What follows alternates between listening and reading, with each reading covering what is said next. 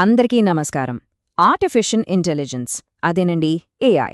ఈ మాట వినగానే మనలో చాలామందికి పెద్ద పెద్ద సైన్స్ ఫిక్షన్ సినిమాలు గుర్తొస్తాయి కదా. కానీ నిజానికి ఇది సినిమాలలోని ఊహ మాత్రమే కాదు.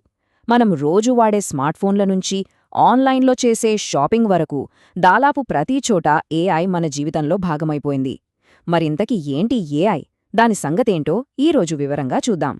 చూడండి, ఏఐ అనేది ఎప్పుడో భవిష్యత్తులో వచ్చే టెక్నాలజీ అనుకుంటాం, కానీ కాదు. మనం దాన్ని ప్రతిరోజూ వాడుతున్నాం. ఒక చిన్న ఉదాహరణ చూద్దాం. గూగుల్లో ఏదైనా సెర్చ్ చేస్తున్నప్పుడు మనం మొత్తం టైప్ చెయ్యకముందే మన మనసులో ఏముందో ఊహించి అదే కొన్ని సలహాలు ఇస్తుంది కదా. అదంతా ఈ ఏఐ చేసే మాయే అనమాట. సింపుల్గా చెప్పాలంటే ఆర్టిఫిషియల్ ఇంటెలిజెన్స్ అంటే ఏంటంటే మనుషులు తయారు చేసిన యంత్రాలకి మనలాంటి తెలివితేటలు ఇవ్వడం అంతే. దీనివల్ల ఏమవుతుందంటే అవి కూడా మనలాగే ఆలోచించడం, కొత్త విషయాలు నేర్చుకోవడం, ఇంకా సమస్యలకి పరిష్కారాలు కనుక్కోవడం లాంటివి చేయగలుగుతాయి. అయితే ఇక్కడొక ప్రశ్న వస్తుంది. మరి ఈ మెషిన్ ఇంటెలిజెన్స్ అంటే యంత్రాల తెలివి మన తెలివితేటలతో పోలిస్తే ఎలా ఉంటుంది? రెండూ ఒకేలా ఉంటాయా, లేక ఏమైనా తేడా ఉందా? ఆ తేడా ఏంటో ఇప్పుడు చూద్దాం. మన తెలివితేటలకి ఏఐకి మధ్య చాలా పెద్ద తేడా ఉందండి. మనమెలా నేర్చుకుంటాం?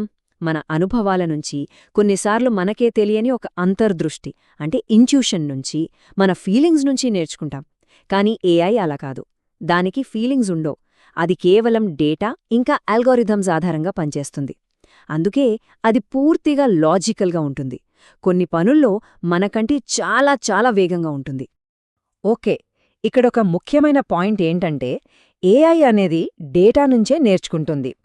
డేటాని ఒక రకంగా ఏఐకి ఫ్యూల్ లాంటిదనుకోవచ్చు. ఎంత ఎక్కువ డేటా ఇస్తే అది అంత తెలివిగా మారుతుంది. సరే, బానే ఉంది. కానీ అసలు ఈ డేటాని ఉపయోగించి అది ఎలా నేర్చుకుంటుంది? ఆ పద్ధతినే మెషిన్ లెర్నింగ్ లేదా ఎంఎల్ అంటారు. దీని స్పెషాలిటీ ఏంటంటే ఇక్కడ మనం మెషిన్కి ప్రతి ఒక్క విషయాన్ని స్టెప్ బై స్టెప్ నేర్పించాల్సిన పనిలేదు. దానికి కావాల్సినంత డేటా ఇచ్చేస్తే చాలు. అదే ఆ డేటాలో ఉన్న ప్యాటర్న్స్ని గమనించి తనకి తానుగా కొత్త విషయాలు నేర్చుకుంటుంది. దీన్ని ఇంకా సింపుల్గా అర్థం చేసుకోవాలంటే ఆర్టిఫిషియల్ ఇంటెలిజెన్స్ అనేది ఒక పెద్ద గొడుగు లాంటిదనుకోండి.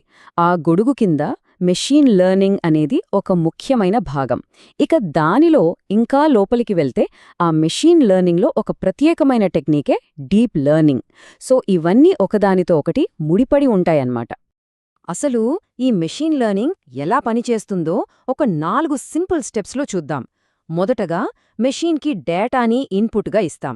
ఆ తర్వాత అది ఆ డేటాని మొత్తం ఎనలైజ్ చేసి అందులో ఉన్న ప్యాటర్న్స్ని పట్టుకుంటుంది. ఇక మూడో స్టెప్లో ఆ ప్యాటర్న్స్ ఆధారంగా ఒక ప్రిడిక్షన్ అంటే ఒక అంచనా వేస్తుంది. ఫైనల్గా ఆ వచ్చిన రిజల్ట్ని స్టోర్ చేసుకుని నెక్స్ట్ టైం ఇంకా బెటర్గా పనిచేయడానికి తనని తాను మెరుగుపరుచుకుంటుంది. సరే, మరి ఈ మెషిన్కి నేర్పించడంలో కూడా రకరకాల పద్ధతులున్నాయి. వాటిలో చాలా ముఖ్యమైన 2 పద్ధతుల గురించి మనం ఇప్పుడు తెలుసుకుందాం. ఇందులో మొదటిది సూపర్వైజ్డ్ లెర్నింగ్. సూపర్వైజ్డ్ అంటేనే పర్యవేక్షణ కదా. ఇక్కడ కూడా అంతే. మనం ఒక టీచర్లాగా మెషిన్కి జవాబులతో పాటు డేటాని ఇస్తాం. ఉదాహరణకి కొన్ని 100 కార్ల ఫోటోలు ఇచ్చి ఇవన్నీ కార్లు అని, అలాగే చేపల ఫోటోలు ఇచ్చి ఇవన్నీ చేపలు అని దానికి ముందుగానే చెబుతాం. అప్పుడు మనం కొత్తగా ఒక కార్ ఫోటో చూపించగానే అది వెంటనే ఇది కారు అని ఈజీగా గుర్తుపడుతుంది. ఇక రెండోది అన్సూపర్వైజ్డ్ లెర్నింగ్. ఇది సూపర్వైజ్డ్కి పూర్తి ఆపోజిట్. ఇక్కడ టీచర్ ఎవరూ ఉండరు. మనం మెషిన్కి జవాబులు చెప్పం. కొన్ని కార్లు, కొన్ని చేపల ఫోటోలు అన్నీ కలిపి ఇచ్చేస్తామంతే. ఇక ఆ మెషిన్ తనంతట తానుగా వాటి ఆకారం, రంగు లాంటి లక్షణాలను బట్టి ఓకే, ఇవన్నీ ఒకేలా ఉన్నాయి, ఇవి ఇంకోలా ఉన్నాయి అని వేర్వేరు గ్రూపులుగా విడగొట్టాలి. ఈ టెక్నాలజీ అంతా చూస్తుంటే ఇదేదో నిన్న మొన్న వచ్చినట్టనిపిస్తోంది కదా. కానీ దీని వెనుక చాలా పెద్ద చరిత్ర ఉంది. ఒక చిన్న ఆలోచనగా మొదలైన ఈ ఏఐ ప్రయాణం ఈరోజు ఈ స్థాయికి ఎలా వచ్చిందో ఒకసారి వెనక్కి తిరిగి చూద్దామా? అంతా 1950లో మొదలైంది. యాలన్ ట్యూరింగ్ అనే ఒక మేధావి అసలు మెషీన్లో ఆలోచించగలవా అనే ప్రశ్నతో ట్యూరింగ్ టెస్ట్ని ప్రపోజ్ చేశారు. ఆ తర్వాత 1956లో ఆర్టిఫిషియల్ ఇంటెలిజెన్స్ అనే పేరు అధికారికంగా పుట్టింది.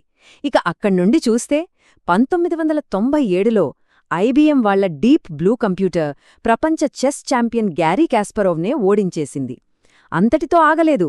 2011లో ఐబీఎం వాట్సన్ అనే మరో ఏఐ చాలా కష్టమైన క్విజ్ షోలో ఇద్దరు హ్యూమన్ ఛాంపియన్స్ని ఓడించింది. చూసారా ఎంత వేగంగా పెరిగిందో? ఈ వేగాన్ని చూసే ప్రముఖ కంప్యూటర్ సైంటిస్ట్ అలాన్ పెర్లెస్ ఒక మాటన్నారు. ఆర్టిఫిషియల్ ఇంటెలిజెన్స్లో ఒక్క ఏడాది గడిపితే చాలు దేవుడు ఉన్నాడనే నమ్మకం కలుగుతుంది అని.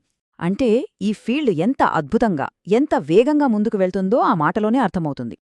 ఇంత వేగంగా అభివృద్ధి చెందుతున్న ఈ ఏఐ ప్రయాణం అసలెక్కడివైపు వెళ్తోంది? దీని భవిష్యత్తు ఎలా ఉండబోతోంది? ఇప్పుడు చూద్దాం. సైంటిస్టులు ఏఐ భవిష్యత్తుని 3 దశలుగా ఊహిస్తున్నారు.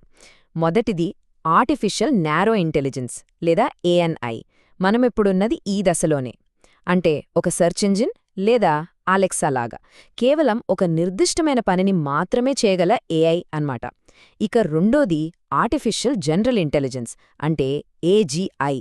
ఇది మనలాగే ఏ పనినైనా ఆలోచించి చేయగలదు. చివరిగా మూడో దశ ఆర్టిఫిషియల్ సూపర్ ఇంటెలిజెన్స్ అంటే ఏఎస్ఐ. ఇది మానవ మేధస్సుని అన్ని విధాలుగా మించిపోయే ఒక సూపర్ పవర్. ఇక్కడ మనం ఒక విషయం గట్టిగా గుర్తుపెట్టుకోవాలి. మనం ఇప్పుడు వాడుతున్న ఏఐ ఎంత అడ్వాన్స్డ్గా అనిపించినా, అది అలెక్సా అయినా సెల్ఫ్ డ్రైవింగ్ కార్ అయినా అన్నీ ఆర్టిఫిషియల్ నారో ఇంటెలిజెన్స్ లేదా వీక్ ఏఐ కిందకే వస్తాయి. ఎందుకంటే వాటికి ఏ పని చెప్తే ఆ పని మాత్రమే చేయగలవు, అంతకు మించి సొంతంగా ఆలోచించలేవు. ఇకపోతే మనలాగే ఆలోచించే ఏజీఐ, మనకంటే తెలివైన ఏఎస్ఐ ఇవన్నీ ఇంకా నిజం కాలేదు. ప్రస్తుతానికి అవి సైన్స్ ఫిక్షన్ కథల్లోనూ సినిమాల్లోనూ మాత్రమే ఉన్నాయి. ప్రస్తుతానికి మాత్రమే. మరి ఇంత తెలివైన భవిష్యత్తు వైపు మనం వెళ్తున్నప్పుడు కొన్ని విషయాల గురించి ఆలోచించుకోవాలి కదా? వాటి గురించి మనం ఏమేం పరిగణనలోకి తీసుకోవాలి? సరే, ఇంతవరకు మనం తెలుసుకున్న ముఖ్యమైన పాయింట్స్ ఒక్కసారి చూద్దాం. మొదటిది, ఏఐ ఇప్పటికీ మన డైలీ లైఫ్లో ఒక భాగం.